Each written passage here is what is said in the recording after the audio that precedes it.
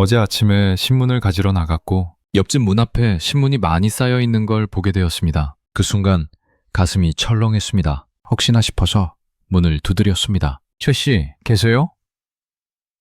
대답이 없었습니다. 한참을 기다렸는데요. 결국 아드님한테 전화를 했습니다. 다행히 최 씨는 병원에 계셨습니다. 그 신문 몇 장이요? 이상하게 내일은 내 문 앞일 수도 있다는 생각이 들더군요. 집으로 돌아오는 길에 생각했습니다. 우리 동네가 이렇게 위험해졌구나. 쉽게 말하면 언제 누가 쓰러져도 모르는 이상한 동네가 된 겁니다. 오늘은 우리 동네가 비어가는 얘기를 해보려고 합니다. 사람이 줄어들고 있습니다. 우리 동네만 그런 게 아닙니다. 지도로 보면 절반 가까이가 비어가는 쪽으로 기울었답니다. 그래서 남의 얘기가 아니라는 겁니다. 쉽게 말하면요.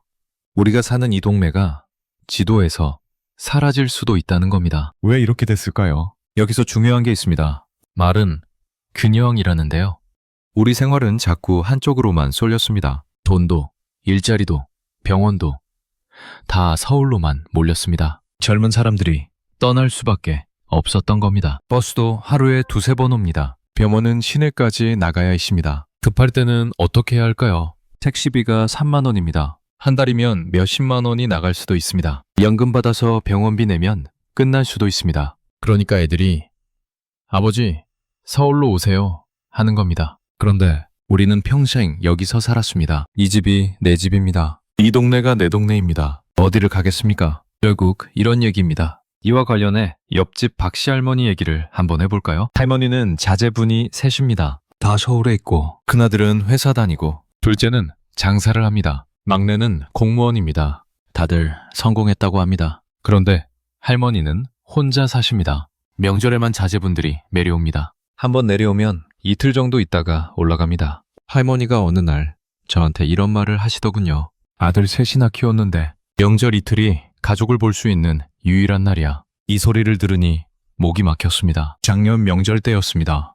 큰아들이 왔는데 얼굴이 상해 있었답니다. 할머니가 힘든 거 아니냐 물었더니 괜찮아요 하더랍니다. 할머니가 저한테 이렇게 말씀하시더군요. 나는 다 알아. 힘든데 걱정시키기 싫어서 괜찮다고 하는 거지. 할머니 눈에 눈물이 맺혀 있었습니다. 아들이 힘들어하는 걸 알면서도 어쩔 수가 없는 겁니다. 할머니가 또 한 번은 이런 말씀을 하시더군요. 요즘 애들은 다 바빠. 전화하면 미안해할까봐 그냥 참아. 참는 게 습관이 됐답니다. 우리 세대가 다 그렇습니다. 괜찮다는 말을 제일 먼저 꺼내는 쪽은 늘 부모더라고요. 그런데 여기서 생각을 좀 바꿔볼까요? 서울로 간 자식들은 정말 편해졌을까요? 서울에 가면 다 잘 될 줄 알았는데 아니었습니다. 집값, 월세, 경쟁. 아들 목소리가 지쳐 있었습니다. 집세 내고 생활비 쓰면 남는 게 없어요. 그래서 결혼은 생각도 못해요. 그리고 결혼을 한다 쳐도 아기를 낳을 생각이 없어요.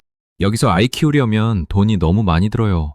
이라고 하더라고요. 저는 손주를 빨리 보고 싶었는데요. 아들의 말에 말문이 막혔습니다. 동네는 사람이 없고요. 서울은 숨이 막힙니다. 아들이 또 이런 말을 하더군요. 아버지, 회사에서 야근이 많아요. 주말에도 일할 때가 많아요. 그래서 퇴근하면 기진맥진이에요. 아무것도 하기 싫어요. 그러니까 부모님한테 전화할 여유가 없는 거고 주말에 내려올 힘도 없는 겁니다. 제가 그렇게 힘들면 그만두고 내려와 했습니다. 아들이 그럼 뭐 먹고 살아요?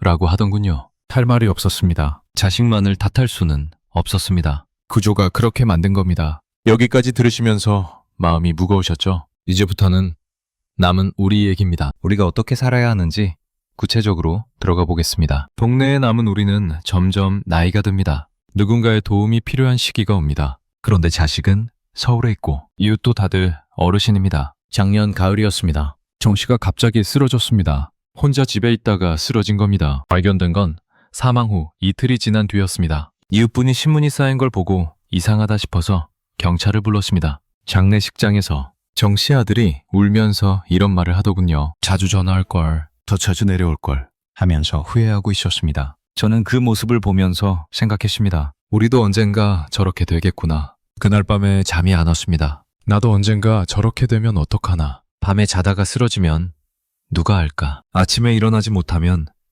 누가 찾아올까? 그래서 저는 요즘 매일 아침 옆집 신문부터 확인합니다. 이게 우리가 서로를 지키는 방법입니다. 그럼 국가는 뭘 할 수 있을까요? 거창한 거 말고요. 우리 생활에서 당장 필요한 것부터 얘기해 보겠습니다. 이거 다 거창한 복지가 아니고요. 우리 지갑에서 새는 돈을 막는 일입니다. 첫째, 버스입니다. 버스가 하루에 2번이면 병원은 그냥 못 갑니다. 장도 못 봅니다. 일부 지역에서는 수요 응답형 버스라는 걸 시작했답니다. 미리 전화하면 집 앞까지 와서 데려다 준답니다. 쉽게 말하면 콜택시인데 택시비보다 훨씬 싸다는 겁니다. 이게 전국으로 퍼져야 합니다. 둘째, 병원입니다. 산부인과가 없어서 애 키우는 부부가 떠났습니다. 지금 일부 지역에서는 찾아가는 의료팀이 있답니다. 의사가 직접 동네를 돌아다니면서 진료를 하고 응급 상황에는 드론으로 약을 보내기도 한답니다. 이것도 확대돼야 한다고 생각합니다. 셋째, 돌봄입니다. 혼자 사는 어르신을 위해서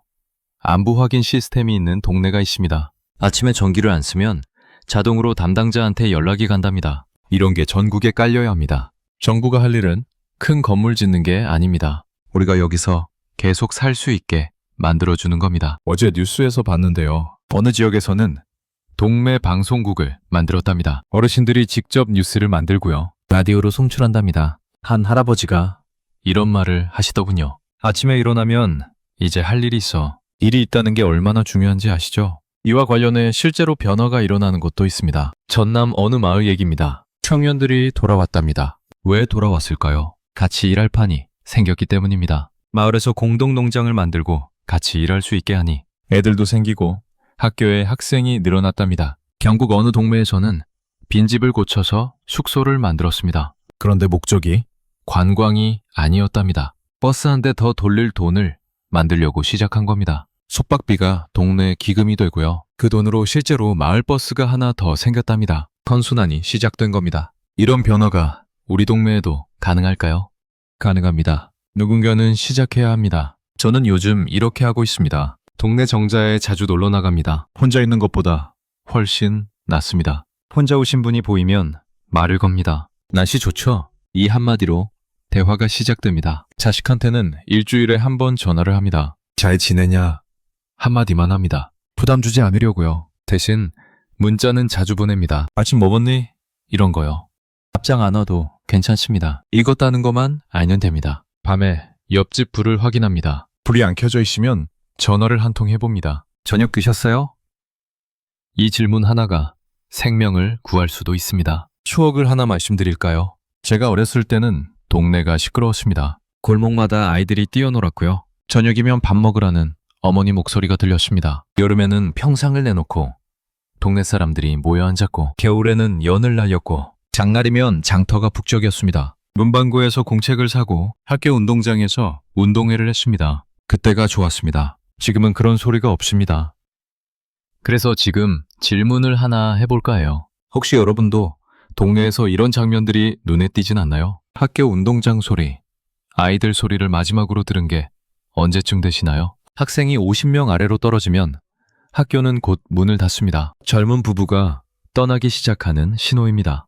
버스 시간표, 하루에 몇 줄이나 남아있나요? 5번 이하로 줄어들면 생활이 불가능해집니다. 병원도 못 가고 장도 잘 못 봅니다. 산책길에 빈집이 한 3채쯤 보이기 시작했나요? 한 블록에 3채가 넘어가면 급속도로 인구가 줄어드는 중입니다. 이게 보이기 시작하면 동네가 조용히 기울어지고 있다는 신호라더군요.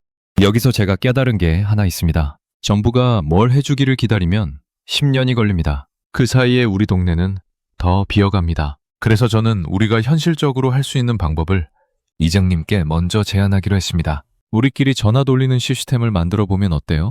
순서만 정하시면 됩니다. 저는 월요일을 맡겠습니다. 동네 어르신 몇 분이랑도 얘기했습니다. 한 달에 한 번 밥이나 같이 먹으면 안 될까요? 거창한 거 아니고 각자 반찬 하나씩만 해오시면 됩니다. 얼굴 보는 게 중요합니다. 자식한테도 부담을 줄여줬습니다. 덕지로 내려오지 마. 1분만 통하면 돼. 그랬더니 오히려 전화가 더 자주 옵니다. 작은 행동들이 모이면 동네가 바뀝니다. 누군가 시작하면 다른 사람도 따라오게 됩니다. 저는 이미 시작했고 여러분도 시작을 해보세요. 오늘 이장님한테 전화 한번 해보세요. 우리끼리 전화 돌리는 시스템을 만들어 보면 어떨까요? 이 한마디가 시작입니다. 오늘부터 이렇게 한번 해보세요. 혼자 사는 어르신 보이면 저녁에 전화 한 통. 자식이 바빠 보이면 짧은 문자로 부담 줄이기. 여러분 동네는 요즘 어떤가요? 댓글로 알려주세요. 1번. 우리 동네도 사람이 많이 줄었습니다. 2번. 아직은 괜찮은 편입니다. 3번. 이미 학교가 문 닫았습니다. 그리고요, 여러분이 사는 지역 이름 한 번만 적어주세요. 우리 같은 동네가 얼마나 많은지 확인하고 싶습니다. 인생 한 조각 이야기였습니다. 다음에도 우리 현실 이야기를 계속 전해드리겠습니다.